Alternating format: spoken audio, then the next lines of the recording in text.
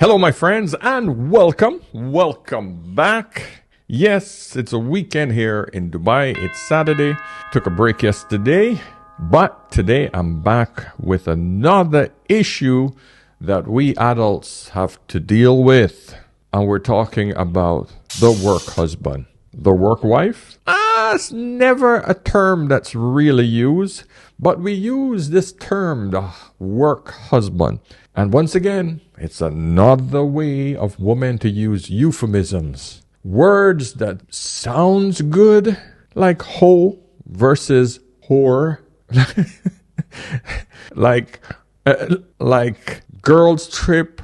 We got tons of terms women use to sort of tamper down debauchery and bad behavior. But of course, when men do it, ain't nothing but a dog. Damn dog. And every single term behind it. Yeah, that's the way we live, my friends. But I want to have this discussion because this always come up when I always try to tell gentlemen, try to get your wife into the workplace. And I always get this pushback that, this is where a lot of affairs happen, Paul. How can you advise women to go into the workplace? This is where they have their affairs.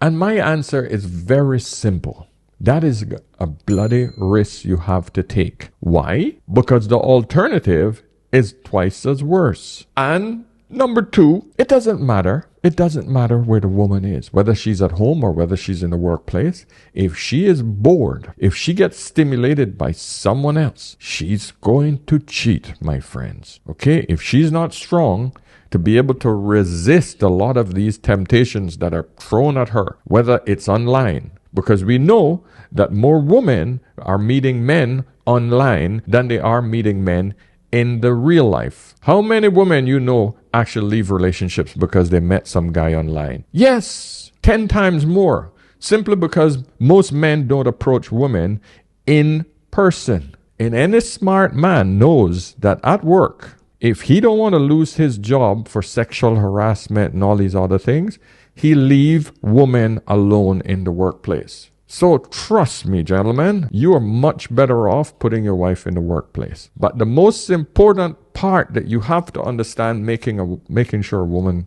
go and work is number two, you can't afford to sustain her lifestyle. You're not going to be able to feed her need and her desire to have her own money. Not in today's economy. You can't do it. Unless you're a top 20% man. Top 20%. You're going to be broke. It is literally one of the most difficult things right now to put 2 kids through school, take care of a wife at home on a single income, taxes, 2 cars, mortgage, light bill, and everything else that comes with life. How much money you think that's going to take you? It's best to split the responsibility. And then the most important thing, when she leaves you, you know that 55-60% chance divorce rate that she might leave you? You better make sure that she has her own income because you're going to get hit with alimony, my friend. That is why I strongly encourage you, despite the fact that I would love for a woman to actually be at home with the kids. I would love that, but it's just not affordable and it's too damn risky. In the event she leaves because she's not happy, you're going to be paying alimony for a hell of a long time, my friend, because you were her employer. You were her only source of income. She's going to go to court and she's going to say, he took care of me. He wanted me to stop working. That means she's going to have a paycheck for 15, 20 years, depending on what state you're in, even if she has another man. Do you want that? The answer is, shit, personally, I wouldn't want that. No, and it stops her from being bored. So with all that said, with that caveat, hit that like button. Hit that like button, my friends. This is going to be a good one because now we're going to review a video of this channel. It's called Off the Record with Midi Oni. Welcome to Off the Record, a platform for individuals to speak their truth, discuss their thoughts, and own their stories. We will be having candid conversations where we will be dissecting various events and asking the questions that we're all eager to know, and hopefully coming to graceful conclusions. I'm your host, Mide Oni, the one and only. Let's get into it. African, two African ladies. We're going to the UK. They sound British. I think this is a UK podcast. But I'm going to put a link here. You guys can go and watch the entire podcast. I love the fact that this woman is a great interviewer. She didn't hold back on asking the hard questions. She asked them well, polite. There was no, it's a very sophisticated conversation as well. And I really, really like the fact that this woman, she messed up, but she explained this whole thing in a way that I felt was, you know what? I get her. I understand her. Didn't like what she did, but I understood her. So let's get into her talking about how she had an affair with her work husband. Okay? So I'll start after the intro. Lois was married at the tender age of 22 and then separated 5 years later after cheating on her husband with her work husband. Oh, God. Girl, obviously there's several layers to this story, but let's start at how you met your ex-husband. I met him when I was 15. Okay. I met him in church. Oh, okay. I met him in church, yeah. We were part of a big youth ministry, quite a thriving church. Mm-hmm. And yeah, he and his family came. My family always grew up in that church because it was a Ugandan church. Yeah, I met him when we were 15. We hit it off, we were friends. And then we realized we started liking each other. We started going out when we were 18. Mm-hmm. And then we just fell into some level of sin, okay. So there was some premarital sex that started. Mm-hmm. That was when the conversations around marriage began, because it was like, okay, we need to honor God as much as we can with what we have. Okay. Young people, what we're... I'll pause it for a second because I want you guys to understand my thought process behind mixing religions with relationships. There is not a big difference between people who are highly religious in the church and cheating, because I grew up in a very, very religious community. And I can tell you the large majority of the women and men who cheated were very religious. There was always this, if I screw up, I'll still get forgiven. I just have to go and pray. Happened from the Catholic Church, you go say 12 Hail Marys and whatever penance whatever you got to say to make yourself feel good for doing something outside the realm of our religion, and you will be forgiven. This is one thing that blows my mind about Christianity. It's all about you will be forgiven for anything you do. So a lot of women who actually suppress themselves, especially their sexuality, and then all of a sudden their biology bursts forward and they have sex outside of marriage, etc. Then the guilt kicks in, and then they feel they got to fix it when they should have been fixing themselves first. So anyway, I just thought I'd mention that because we shouldn't mix religion with relationships. Never seen it really work, to be honest with you. You got to go ultra religious for it to work, especially in today's modern society. Can't keep our hands off each other. Mm-hmm. So it was just a lot of young, fun, energetic love where it was like, I just can't be away from you. Mm. This conversation of marriage was introduced. Was this by your parents, by the church? Who introduced the conversation of marriage? It was by the church. Okay. It was by the church. My mum actually was against the idea of me getting married. Okay. She sat me down and was like, girl, you sure you want to do this kind of thing? She was like, you're still young, you'll meet people out there. Mm-hmm. But I was too bold, proud, thinking, I've already met who I need to meet. Yeah. I'm good, I'm all right. Mm-hmm. So, I can do this. I can get married. I genuinely thought I had the tools required to make a whole lifetime of marriage work at 22. So you started dating at 18. Mm-hmm. He was my first ever anything, by the way. Okay, I'd never been with anyone else. Oh, okay. Yeah. So okay, fair. First kiss as well. First kiss? First kiss, girl. I remember being nervous to lips. I don't even know what to do. He was the first everything. Well, I guess if you're under the umbrella of church, then it just makes sense for you to marry this person that you're involved with. So would you say that you were forced into marriage? I wouldn't say forced. I would never say forced, but I would say heavily influenced. Okay. Yeah, because there were certain conversations that I had, with the powers that be that were very much you need to honor God with your relationship. And I remember being advised, you can even get married and still live in your parents' houses, but at least you can have sex freely. So already unorthodox, ways of trying to make a relationship work were being presented before we had even got there, you know. So we were just heavily influenced, but I can never say that anybody made me walk down the aisle. I did that. Yeah, I did that. When you got married, And that's what I'm talking about. In today's modern society, feminism and the patriarchal church are clashing. And this is clashing inside a lot of females' brains. This is the problem that we have. All religions are patriarchal. Man is the head of the house, man, man, man, man, man. On the other hand, society is telling her, female, female, get out there, have fun, do your thing. So there's a constant struggle. And these two ideologies are constantly butting heads. So I can understand the kind of pressure religious people put themselves under when they are young and they feel the pressure to get married under the patriarchal way, the religious way. And then the feminist ideal is pulling at her. So all the people around her, including, she's a school teacher, so all of the young generation of kids, etc., she sees something different, man. So I just want you guys to understand the kind of mental stress a lot of women have to be put under when they're approaching relationships from a religious perspective. got married, what was the relationship like with you and your ex-husband? It was great at that time. It was great. As in, again, young love, we're finally like, we're together. Mm-hmm. We can do this. Well, I moved into his mum's place with him, so that's where we were. Mm-hmm. So for us, we were just happy to be together because it was like, now no one's going to get onto us, no one's going to say anything. We can do what we want. And we were like the first in our generation at that time to even be in a relationship, as in of our age range, and then to get married as well. So we were like spearheading all the rest of the marriages that happened after. Okay. Yeah. At what point did your marriage begin to go downhill? See, this is the problem. If a woman is this young when she gets married, the man cannot be the same age because all of a sudden there's no guidance.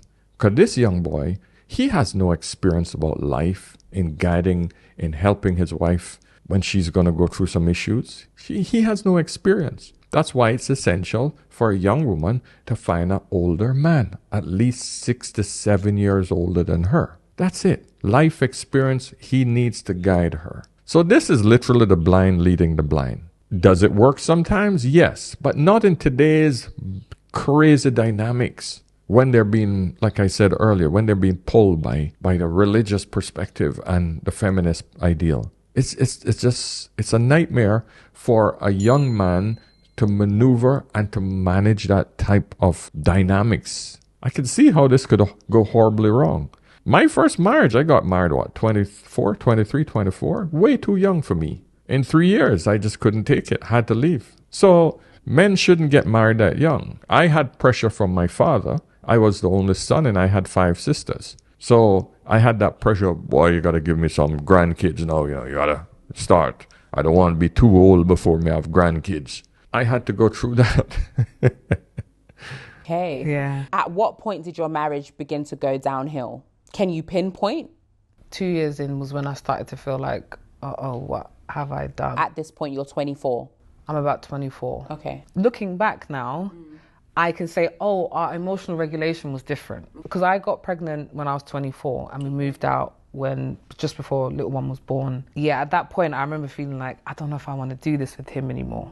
And did you voice that? No. Okay. And why didn't you voice that? I'm pregnant now. Okay. I'm in this.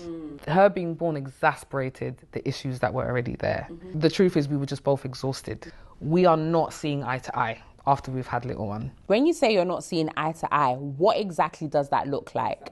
Okay, I'll give you one example. I remember one point where I was like, I don't want to be with this person anymore. We were also youth pastors. Oh, wow. Yeah, okay. So there was quite a lot of responsibility that we had from very early. And I remember there was a day, after church where he was talking to a young person. The young person had disclosed something quite deep. So it was a long conversation that they had. I had little one in my arms, she's tired, she's ready to go home. So I'm kind of like, babe. Yeah. But when I walked in, obviously I've walked in on a very sensitive moment. So he's kind of spoken to me in a way that's like, no, not right now. But I remember I just felt so disrespected. But I don't think he even meant it in that way. I just took it as, how could you talk to me like this? I've got our child. We need to go home. We're tired. But again, it was just a difference in communication. But I remember when we argued after church, that was the first time I was like, I don't even want to be with you anymore. And I remember voicing it and thinking, oh, I actually said it out loud. You said it to who? Him. Oh, okay. I said it to him, and I remember he didn't. And at that point, any adult will say, wow, okay, we are at a crossroad. I didn't know that you felt this way. I think we should go get therapy. We need to talk to somebody. But when you're young, and especially if you're a youth pastor, you think you can handle it. No, not at that age. Didn't say anything. He didn't say anything, and I remember just thinking, oh my gosh, I've actually said it. Like, he's aware now. Yeah. Walk me through the process of where you were mentally and what led to you actually stepping out of your marriage. I was at a point in my life where I'd realized the big commitment I had made, and I realized that this is a for life thing, and I realized that I'm at the mercy of this person hopefully changing, and he's also at the mercy of me hopefully changing, and if we both don't do it, this thing just really isn't going to work. I was a mom, I'm a teacher, I'm a youth pastor, I'm carrying all these different heads that are making everybody else feel better, but not necessarily me. I just felt unseen for a very long time, is the only way I can put it. I can't necessarily blame him for that. I think a lot of it is to do with postpartum depression as well. You know, I felt a loss of self. That's what I felt. And so when I've met this guy at work, he's like this cool kid, like fun, chirpy, happy. He's everything I'm not. Yeah, I'm bogged down. Life is serious, difficult, whatever. And when we started talking, it just felt like for the first time someone was interested in me. How did your husband find out? He did his searching. Okay. He clocked a couple things. He, checked through my phone, saw like discourse between me and this guy, so he's clocked, okay, there's someone that she's close with. But he asked me and I told him the truth. You admitted? I admitted it. Why? Because at the time, that was the right thing to do. Usually, when a woman is holding that amount of guilt, she needs to purge herself. So, yeah, more than likely she will tell you. And it's just part of the process when you're someone who cheats. Putting that pressure on your mate, on your husband, your girlfriend, because all of a sudden now you feel better for telling them, and now they feel bad for knowing. Sometimes you got to hold it in. You got to die with it. You got to die on that hill with that secret.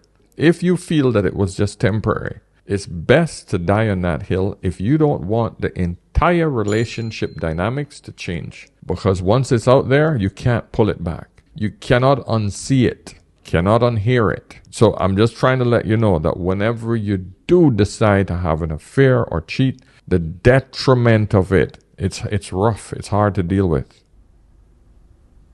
Now, I know it might sound mad, I'm saying at the time, it's like, wait, what are you trying to say? You trying to say you shouldn't have said it? That's exactly what I'm trying to say. You don't think I should have said it? I would have never said it.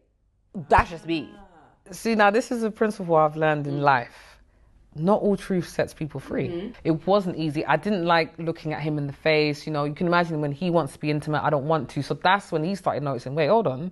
Something's different here. Yeah. Because I knew how to be submissive. I wasn't the kind of wife that would make her husband go without, I would submit and give it. And obviously, it's not that, I didn't ever want to do it ever. I'm not trying to make it out like I just gave it to him. Yeah.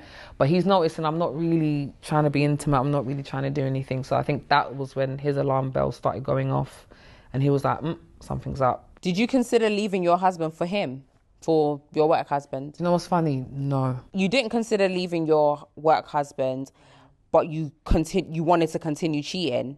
Or correct me if I'm wrong, because if you didn't want to leave your husband, but you wanted to continue, doing this, what was the plan? What were you trying to achieve here, I guess? The truth is I didn't. That dopamine hit, my friends. Yeah. That strangeness, that different D. That's a drug, man. It's a freaking drug, guys. And if you do not want to get addicted to that, the best thing is don't take the first hit. Because after that hit, it seeps into your bones. It gets into it changes your whole brain structure, just like any other drug, alcohol. So, and that, my friend, is what I fear is the reason why a lot of relationships these days, where people actually step out of their relationship, that's what's killing a lot of women. Before, it was more men who cheated, but men don't get that serious rush of dopamine. He's more into just, emptying himself. But woman, it's a mental shift that she goes through. So understand that once you go down this path, you probably will not recover from it, my friends. So ladies, I'm not telling you this just to tell you don't cheat. I'm telling you there is a cost to it. So you either better be damn good at hiding it or don't do it at all if you want to actually keep a structured relationship with your husband or man. You got to look at the trade-off between the two. Now notice one thing, and I know exactly how I'm speaking. I am not condemning this woman. I am not condemning any individual who steps out. I am only warning you on the dangers of doing it as a woman and letting you understand the difference between a man and a woman doing the same thing. The consequences are different for both sexes. The problem I find in today's environment is that every woman thinks that she can do it just like a man. And so, because of the sexual revolution, she thinks that she just goes out. By the time she's 20 years old, she got 20, 30 bodies under her, and she thinks that she's going to recover from that. No, you don't. Not like a man. Every single woman now want to be, well, if men can do it, we can do it. It's not the same. That's the difference. I hear this so often. Even my wife brings it up. Oh, well, if men can do it, why can't women do it? Heard it in the gym this morning from another feminist I had a short debate with. Well, if men can do it, we can do it. Ugh. The results are not the same, my friend. Know what the plan was. I didn't know what the plan was. I genuinely thought, I think at the time I thought, okay, I could do this maybe once or twice and then get back to normal life. Like, I'm a youth pastor. I need to be preaching. Like, I can't be doing this. But it was just so tempting that I just genuinely thought, I could do this quietly, because I've gotten this far. No one's clocked anything. Not even our work friends have clocked, remember? So I'd never fathomed for someone who's a youth pastor and religious, she's more concerned about those individuals down here on earth who haven't clocked it, who haven't found out about her affair. But no consideration for the big guy. He knows, based on your philosophy and your religion, he knows. But that never came into your mind. And this is why I try to warn you guys. If you think that the religious is much more clued in or fearful of their God, when it comes to the D, he don't come up. He do not come up. It's just, tell me I'm wrong. Please tell me I'm wrong. Thought of leaving my husband, because you don't do that in our culture, in our community. You don't leave. Mm-hmm. So that was never a question. So that was when I'm finding myself in this between a rock and a hard place, and I'm just making bad decisions over and over again. Oh yeah, I gotta say, I had to stop you then again. No, it's a culture. Oh, in our culture, no freaking reference to God. None. Nothing about, I know that, my religion, my God would not approve of this. I know I was going against the scriptures, but she keeps pushing this fact that she's a youth minister. Make it make sense. My friends, the older man sees these things. I've been there so many times, man. But I'm just trying to alleviate this feeling of discomfort that I've made this decision in this marriage and I feel like it was the wrong one. So you were willing to stay in this unhappy marriage for the rest of your life because I was culture? Willing. Yeah, I was willing to stay. Yeah. And honestly, you see, there is where a lot of women go wrong. They think that you stay in an unhappy marriage instead of saying, how do I fix my marriage and get back to the space where we were when I met my husband? No one thinks about repairing. Every single time I hear these sort of discussions, well, I'm unhappy and so I walked away. No one talks about, okay, how do you get back to that space where you were happy with your spouse? That's what you should focus on. You think I'm happy every day in my marriage? No, shit, no, I'm not. But you know what? I don't look for my wife for my source of happiness. I say to myself, all right, how do I fix me? How do I get my head around the problems that I'm dealing with? If she's part of the issue or she's part of my solution, then I will say, hey, babes, I've been going through this thing, blah, blah, blah. And she does the same thing. If she's not happy about something, she don't blame me. But if I'm influencing it, then she will bring it up. But the point is that we don't say, oh, we're going to stay in this unhappy marriage. No, you fix the damn thing, then stay in it. But no one thinks like that, apparently. And the interviewer is trying to lead her down this path, like, oh, you're going to just stay in this unhappy marriage? I think if I did, I may have taken my own life. You fix it. You don't delete yourself because, oh, I'm unhappy today. Let's take it away from marriage. Let's leave it away from marriage. You weren't happy with your job. Do you say, oh, I'm going to kill myself? I can't leave my job? Well, okay. Ask the boss for a transfer to another position or another line manager. You find solutions. But you don't say, oh, I'll probably delete myself. Women act like bloody kids when it comes to this sort of shit. And they keep fighting for this ever elusive happiness. You fix yourselves first. These little things irritate the crap out of me, man. Okay. That's deep. I wasn't expecting you to go there. Did you consider what did you think was going to happen? Did you consider fixing your marriage? Oh no, that's not the question she's asking. By you saying the truth. What I'm going to say is going to sound really bad. I got to a point I needed relief. It was too much. The back and forth, he's asking me questions. I got to a point I was like, do you know what? Let me just tell him what's happened. Because all the lying and hiding and sneaking, because it came in form of questions, He clocked that I was using my Oyster card to tap in and tap out certain stations. So he's asked me, where were you on this day when I'd come home late from work? And I'd be like, oh. What do you mean he saw your Oyster cards? How did he see your Oyster card? So I didn't know that basically. Okay, I used to use my bank card as my Oyster. I didn't know that on the TFO website, if you enter the bank details, you can actually see all the journeys that bank card So has he entered made. your bank details in. Yeah. It was interesting because he would always say, oh, my friend Blue saw you. My friend Blue. Blue was Oyster card. That's a Subway, and it's basically, he can see her routine. So when she deviate outside of the routine from coming from work to home, they go to whatever, then he knows something's wrong. Men are not stupid. Stay vigilant, gentlemen. Let's talk about the work husband. Obviously, this is a phrase that we hear all the time, and it's usually said in quite a jovial way. Oh, that's just my work husband. But girl, you actually consummated that work relationship and took it all the way there. So how did it go from an innocent, oh, he's just everything I'm not, he's a bit of fun, to you now being in an entanglement as a married woman with your work husband? There's another beautiful word that they use. Entanglement. It's called an affair. Cheating. How did it get to the point where you're cheating? Oh, Will Smith wife, what's her name? Whatever, I can't remember her name.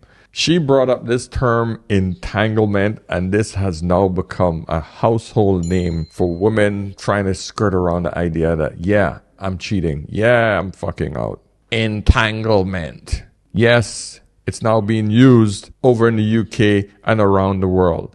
That's the word that's been used now. Oh, work husband. Your lover, the guy that you're cheating with. Let's call a spade, man. Women will skirt around their bullshit. Gentlemen, do not let them do this. Don't let them dumb down bad behavior. We don't get that privilege.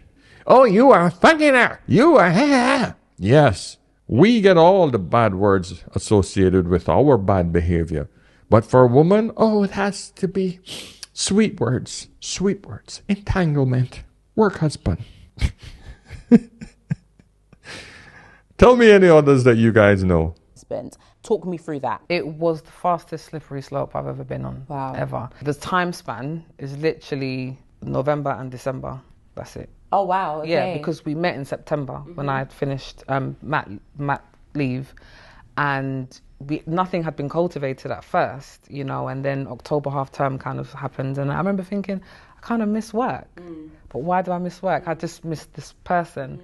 I made that relationship about him, but I should have made it about me. He was revealing what I was missing inside. He represented the parts of me that I had lost. So for example, I said I'm a dancer. I used to be in a dance group in my church. We stopped dancing after a while. And so you can imagine I've gotten married, I've become a mum. I've not danced for years. This guy, we go out as a group of us, he starts doing leg work. I'm seeing leg work for the first time. And I'm like, what's that? I was introduced to Burna Boy. So it's not just music again and dancing again, it's also African music. And my ex is Caribbean. Do you get it? So again, I'm seeing parts of myself that I have not been in touch with for a long time, but I made it that he was so amazing. Rather than, no, this is revealing something missing inside of you. So now I'm going to look for what I'm missing in my life in this person. See, this guy had game. He had game. He looked and he searched for your weaknesses and he played to them. Women just don't understand when they're getting played. This is the problem. And if the guy has charm and game, frame, right time, right place, right opportunity, right emotional state. If a woman is vulnerable and it is the right place, we're out for work, they're in the workplace, okay? Right time. When she's in that emotional state, that's the time. Time can also be, her husband isn't around. She don't have to be going home at this time, okay? Right opportunity. Boom. Any man can slide in there. Any man can slide in there.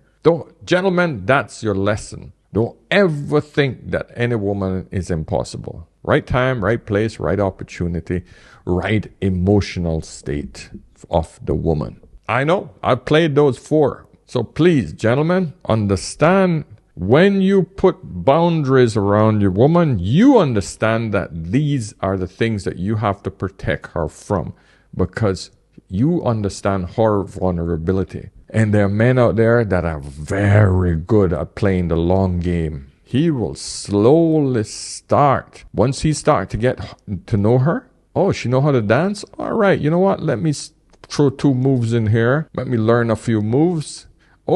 She's a school teacher? Let me go into that agenda. Whatever it is, men will pick at the armor. Any little kink in that armor, that guy will get in there. And there's nothing more dangerous than the work husband because he gets to see her every day. Every day he could pick away at her. So I understand, gentlemen, what you guys are talking about when it comes to relationships at the office. I do. The opposite is true as well. Sitting at home on that internet, after she's put the kids to bed, kids taking the midday nap, closing the washing machine, washer dryer going. Yeah, just as vulnerable.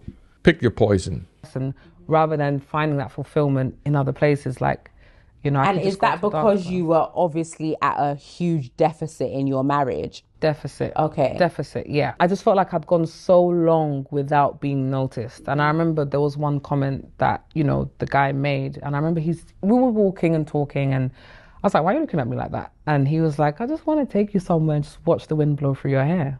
Wow. Like, who says that? Has a man ever said that? Jesus, she was easy. Oh, Christ. She was easy. Very, very emotionally available. That guy just played it easy. And he's married, by the way. This work husband is married. Don't you feel like because you're not getting that at home, everything that this man says is just heightened? Absolutely. Yeah. Do you think that he was actually saying sweet things or you just weren't getting that at home? Absolutely. It's a double-edged sword, I feel. Mm-hmm. I wasn't getting it at home, but he was also chatting sweet nothings because, I will be honest, when I started teaching, I was deemed as, oh my gosh, she's an attractive teacher. There was a lot of buzz around me at that school. So I think he just wanted to be a part of that buzz and just wanted to just get in there and have his piece, you know. And again, I'm learning as well. Men, remember, I'd only been with my ex-husband, so I don't even know how men play the game. I don't know anything. So when this guy is speaking to me, I'm thinking, he's really in love with me. And looking back, and I'm like, he really wasn't. He was just trying to get a piece out of me, and he got it. Was it just a one-time thing, or did you have like a full-blown affair? Oh, what's full-blown though? Is full-blown a long period of time? If it's like a couple times, then I think that quantifies it being an affair. A couple times. Yeah, it was a couple times because the first time was so bad. As in, when I say bad, like, I just mean where my head was. So because I'm actually doing this act, I remember seeing his silhouette on top, and I remember thinking, what am I doing here? So I was not even in the frame of mind to now be doing sexy. Okay, I'm so not then there. After the first time, and obviously you weren't in the mental space, when you went back the second time, did you think, I'm going to put it down now? I'm going to give him the real me? Oh, did you think that? Is that what you thought? He's like, I need to make up for the first time. I hate to admit it, but yes. Yeah, okay. Because it didn't go well. And, you know, when you're flirting and all the anticipation is building, it's growing. So then you finally get there and you're like, oh, I didn't actually enjoy it. So now let me try again to see, you know, and then the second time it was all right. A lot of times it's nervous energy. Never did have a thing for one night stands. I think the best sex usually comes on the second or third time. Both couples sort of get that idea, comfortable with each other. Okay? So I can hear what she's saying 100%. Unless you got alcohol or something in your system where it sort of numbs your faculties, where that's not that important, or this. There's a lot of nerves that are kicking. So yeah, she's right. Usually it's the second, third time that's the best sex comes out. Do you know what I mean? Then you try again and it was like, nah, this isn't going to work. After the second time, the third time, did you start to feel like, I'm here, like, I don't care anymore? It did get to that point. I think, and it's because when I did it the first time, the dust settled. Do you get it? I got away with it. That's the truth. I hate to say it, but I got away with it. So I remember thinking, oh, okay, cool. If I just do it a couple more times, I'll just get back to my normal life. That's genuinely what I thought I could do.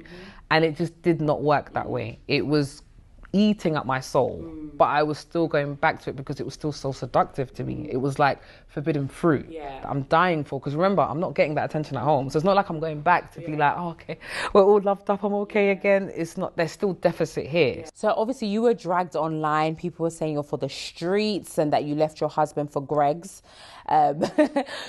No community have any respect for a woman who cheats. That's the reality of life. Women keep trying to make it feel like, it's the same thing as men. No, it isn't. Men and women are significantly different, and it is a double standard, ladies. Simple as that. There's certain double standards that fit women, and there's certain ones that fit men. There is a significant reason that you have one egg that you drop once a month, and a man produces 700 to 800 million sperm cells per day. There's a significant difference between us sexually. You produce estrogen, we produce testosterone. There is a significant difference between us biologically. For some reason, women keep trying to associate and put themselves on the same level as a man. It's just not the way life works. I remember there was a day when I had a little one. You know, she was a baby at the time. I'd not spoken to anyone the whole day. God, I feel myself getting emotional. Take your time, babe. God. I'd not spoken to anyone the whole day. Anyone who's a mum understands how isolating it can feel, even when you're married. And I remember he came home from work and I was like, can you hold the baby? And he was like, no, I'm tired. And I was like, I've not spoken to anyone all day. And for him, it was like, but you can sleep with the baby, as in when baby sleeps, you can sleep, you know, we're not the same level of tired. So it became a debate in that moment about who was more tired. And for him, it was, well, I go to work, therefore I'm more tired than you. And he proceeded to go to the bathroom and sit in there for half an hour on his phone. And I remember physically feeling my heart break. And I remember that was one of those moments where I was like, I'm at the mercy of you changing. And You see, that I have a problem with. If she is home all day and the poor man is out there toiling, having to fight the world so that he could come home and be just relaxed because he's been at it all day. And then she wants him to do baby duty when he gets home, immediately when he gets home. I think that's a bit unreasonable. I've heard these conversations between African couples before. Ladies, here's something a little bit more reasonable. When your husband gets home, he has a meal, he gets to relax, even a small nap. Yes, you still have to work up until that point if the baby is available. Once he's sort of unwind for a bit, you see where he goes and sit in the toilet for half an hour on his phone? That's him freaking trying to unwind. A lot of men do this. They have to do that because he has to maintain his sanity throughout the full day that he's at work. Because most of the time, men want to freaking kill somebody at work. He has to hold in that aggression. So he either has to go to the gym, work it out, do some exercise after, but he needs to unwind in some way, shape, or form. Let him do that. Then you will get the best of him after that. And don't tell me this crap about, oh, it's isolating. But yes, it is lonely. It is lonely being at home. But you know what's worse? Fighting traffic and fighting freaking people at work just to get a paycheck. That's worse. The problem is most couples don't see from each other's eyes. Everybody thinks that their pain is the worst. But it's much easier, I can assure you, much easier being home when the baby goes to sleep, babies sleep during the day. You modern women keep complaining, oh, I got to cook and clean. Listen, man, you throw some clothes in the washing machine, you throw them in the dryer, you take them out and you fold them.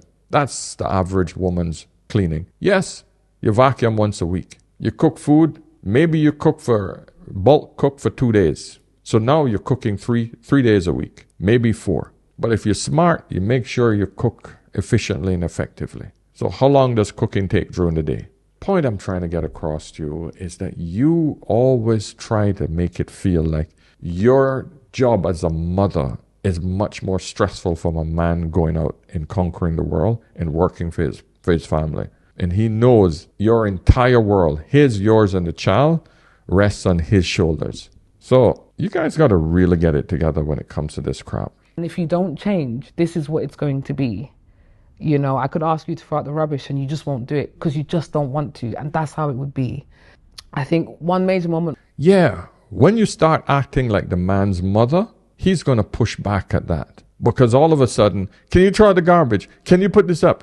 All of a sudden, he's the bitch in the relationship. What is wrong with him getting to it when he's ready to get to it? I don't understand this idea that when a woman demands that something gets done, that a man has to jump up and do it. Where the hell that shit comes from? And what level of respect you think you would have a man if that's all he did all day when you bark that he has to jump up like a dog? You women got to get this shit together. Men aren't dogs. We're not robots and we're not dogs. You don't freaking demand something. Oh, why can't you do it now? Get it done now. Why you do that? No, hell no. Don't do that shit. Gentlemen, do not bow to that kind of crap. Don't care how much she bitches and moan about it. You get it when you're ready to get it done. Finish. Of like cleaning up was, you know, we used to be youth pastors and there was a point we had a structure where we would take turns to hold leadership meetings because we would do them every Tuesday. And this particular Tuesday was his turn. And I remember he came home, I heard the key turn and I was like, what are you doing home? You've got the leadership meeting, you need to go to Peckham. And I remember he just came and he was like, no, I'm not going, I'm tired. And I was like, but what about everybody else? They're making their way. They all live in different places. And he just didn't care. And I remember I then had to call everybody to cancel this meeting while he just sat on the sofa watching TV. You know, that's how it was. But I would clean it up.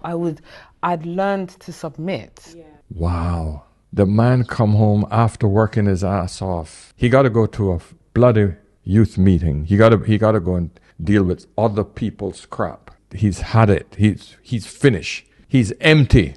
And you look at the fact that the man is tired as a bad thing because all he want to do is sit there and just don't move. He just want to shut his brain off watching television. And you see that as a bad thing because you had to make some phone calls after you've been sitting on your ass all day. Jeez, man. Gentlemen, I know this is frustrating a lot of you. I'm hoping, ladies, that you can read from a man's perspective how frustrating this is in any relationship. Once again, she needs this level of control. Why is it that he could sit down and watch TV when everybody else out there wants him? The man is a youth pastor. That is voluntary. One day he comes home, he just don't have it. He don't have it to give. And you criticize him on an open podcast for that. Wow, because you had to make some phone calls. I had to clean it up with some phone calls. Hey, Molly, listen, sorry to call you so late, but listen, Pastor Joe, he's very tired today. He really can't make to the youth meeting. I hope you understand. Okay, meeting will be next week again as usual. All right, thanks, bye. Okay. Hey, Jim, same message. Ooh, she had to clean it up. Blood. I'd learned to submit from a young age. So doing that now is normal. What were the consequences when it was revealed that you had cheated?